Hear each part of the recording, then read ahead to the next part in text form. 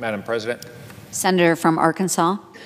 I want to thank my colleague from Iowa, Chairman Grassley, for the excellent work that he has helped lead us all on this issue. We have a working group. The President herself belongs to this small working group. We've introduced legislation this week that transforms the President's four-pillar framework into an actual bill. And it's the one bill that can become a law. We have a plan not to pass a bill, but to pass a law. Because twice in the last 12 years, the Senate has passed a bill that hasn't become a law because the House of Representatives couldn't pass it, and ultimately, therefore, the President couldn't sign it.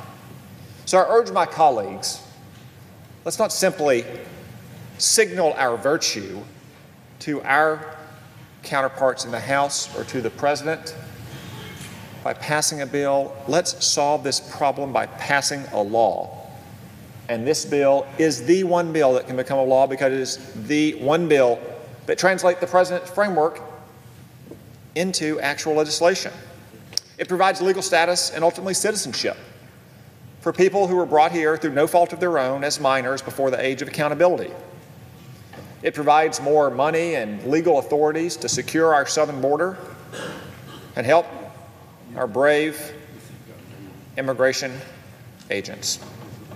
It eliminates the useless diversity visa lottery and reallocates those green cards to more productive and worthwhile purposes. And it puts an end to the practice of extended family chain migration, allowing an immigrant to bring not just his or her spouse and minor children, but parents, siblings, and ultimately grandparents, aunts, uncles, cousins, on down the extended family tree. Now, it doesn't solve every problem under the sun that we have with immigration. It doesn't, for instance, include mandatory nationwide E-Verify, which I would support. It doesn't resolve the many problems we have with numerous temporary guest worker visas. But it is consistent with the President's framework, and it solves the problem in front of us of young people who are brought here through no fault of their own, but also the side effects of giving those people legal status. I know there are a lot of half measures floating around the Senate right now, saying that we should give legal status to these 1.8 million people in return for a small pittance at the southern border, but it simply will not do. It is not responsible. Because if we give those people legal status, we'll have two negative side effects. First, we'll create more incentives, perverse incentives, to encourage illegal immigration with minor children to this country. That is dangerous, it is immoral, not to mention unwise from our national interest.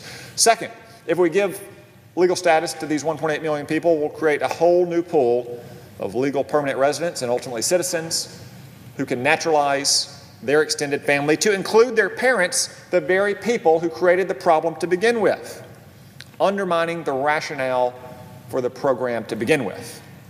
Remember, that rationale is that children ought not pay for the sins of the parents, but surely parents can pay for the sins of the parents.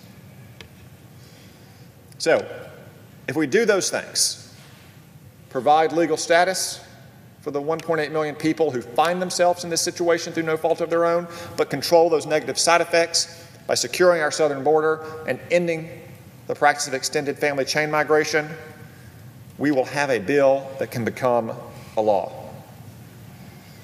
At the same time, though, we'll also grandfather in every person who's currently in the backlog, waiting to come to this country, who has applied to get a green card because they have a parent or a child or a sibling in this country, some of whom have been waiting up to 20 years. So no one will be cut out of that waiting line. Furthermore, we will continue to allow American citizens to get a renewable non-worker visa for their elderly parents who live overseas.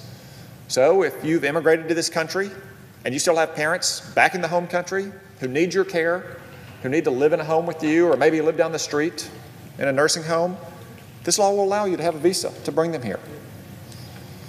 That's a generous, humane solution.